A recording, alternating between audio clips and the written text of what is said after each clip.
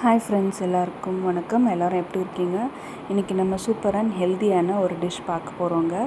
Pumpkin, அதாவது மஞ்சள் பூசணியில் பர்த்தா, பைங்கன் பர்த்தா கேள்விப்பட்டிருப்பீங்க. அதாவது கத்திரிக்காயில் பண்ணுறது. இது மஞ்சள் பூசணிக்காயில் பண்ணுற பர்த்தாங்க. வாங்க எப்படி பண்ணுறதுன்னு பார்க்கலாம். அதுக்கு ஒரு பூசணிக்காவை இந்த சைஸுக்கு வெட்டி நம்ம ஒரு குக்கரில் போட்டு ஆவியில் வேக வச்சு எடுத்துக்கலாம். வேகிறதுக்கு ஒரு 1/4 கிளாஸ் தண்ணி போட்டால் போதும்.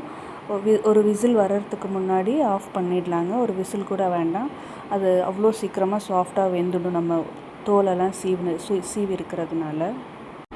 வெந்ததுக்கப்புறம் அதை இந்த மாதிரி ஒரு துணியில் ஃபுல்லாக இருக்கிற வாட்டரையும் நல்லா ஸ்குவீஸ் பண்ணி எடுத்து இந்த மாதிரி ஒரு பாத்திரத்தில் போட்டுக்கணுங்க. நம்ம தண்ணி இருந்ததுன்னா கொஞ்சம் டேஸ்ட் கம்மியாக இருக்கும், ஒரு மாதிரி சொதன்னு இருக்கிற மாதிரி இருக்கும். பர்த்தாவே கொஞ்சம் கெட்டியாக தான் இருக்கணும். அந்த மாதிரி அதையும் ஸ்குவீஸ் பண்ணி போட்டுட்டு ஸ்வீட் பொட்டேட்டோ ஒரு 2லேருந்து 3 ஸ்வீட் பொட்டேட்டோவும் வேக வச்சு தோல் உரித்து அதிலேயே இந்த மாதிரி ஸ்குவீஸ் பண்ணி போட்டுக்கலாம்.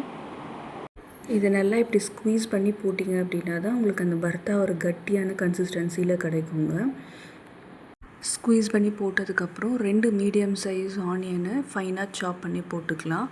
1 இன்ச் இஞ்சி அதே மாதிரி சாப் பண்ணி போட்டுக்கலாங்க.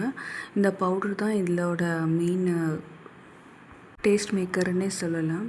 இது வேறு ஒன்றும் இல்லைங்க, வேர்க்கடலை பொடி செய்கிறதுக்கு 1 கப் வேர்க்கடலை, 1/4 ஸ்பூன் உப்பு, 1/4 ஸ்பூன் சில்லி பவுட்ரு, 1/4லேருந்து 1/2 ஸ்பூன் வரைக்கும் சில்லி பவுட்ரு ஆட் பண்ணிக்கலாம். 4லேருந்து 5 பல் பூண்டு போட்டு ஃபைனாக வேண்டாம், கோர்ஸாக அரைச்சி எடுத்துக்கிட்டிங்க அப்படின்னா இந்த டிஷ்ஷுக்கு சூப்பராக இருக்கும். நீங்கள் அந்த பவுடரை தனியாகவே சப்பாத்திக்கு, இட்லி, தோசைக்கு கூட எங்கள் வீட்டில் வச்சு சாப்பிடுவாங்க. அவ்வளோ சூப்பராக இருக்கும். அந்த பவுட்ரு மட்டும்தாங்க இதுக்கு முக்கியமான விஷயமே. அது பண்ணி வச்சுக்கிட்டோம் அப்படின்னா இந்த டிஷ்ஷு சீக்கிரமாக செஞ்சு முடிச்சிடலாம். ஃபைனாக கட் பண்ணி கொத்தமல்லியும் ஆட் பண்ணிக்கலாங்க. அவ்வளோதான், முடிஞ்சிருச்சு. நம்ம எவ்வளோக்கு எவ்வளோ இந்த டிஷ்ஷை கட்டியாக செய்கிறோமோ அந்த டேஸ்ட்டும் சூப்பராக இருக்கும். ஆனியன் இருக்கிறதுனால அதுவே கொஞ்சமாக இலகி வரும். நீங்கள் இன்னும் தண்ணியாக பண்ணிங்க அப்படின்னா அந்த டேஸ்ட் அவ்வளோ நல்லா இருக்காது. எங்கள் வீட்டில் இப்படி தான் கொஞ்சம் கட்டியாக செய்வோம். யூஸ்வலாகவே இது எங்கள் பொங்கலுக்கு எங்கள் ஊரில் எல்லாருமே பொங்கலுக்கு இந்த அரிசி மாவு ரொட்டியும் இந்த பம்ப்கின் பர்த்தாவும் தான் செய்வோம்.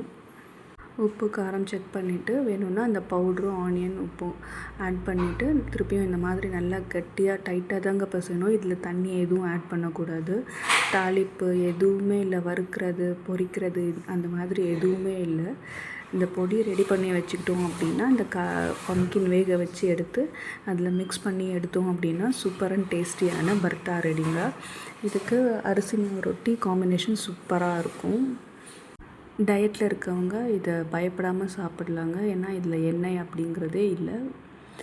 இதாங்க வேர்க்கடலை பொடி, சூப்பராக இருக்கும். ஒரு முறை ட்ரை பண்ணி பாருங்கள். நீங்கள் வேர்க்கடலை பொடி தனியாகவும் சப்பாத்திக்கு வச்சு சாப்பிட்டீங்கன்னா சூப்பராக இருக்கும்.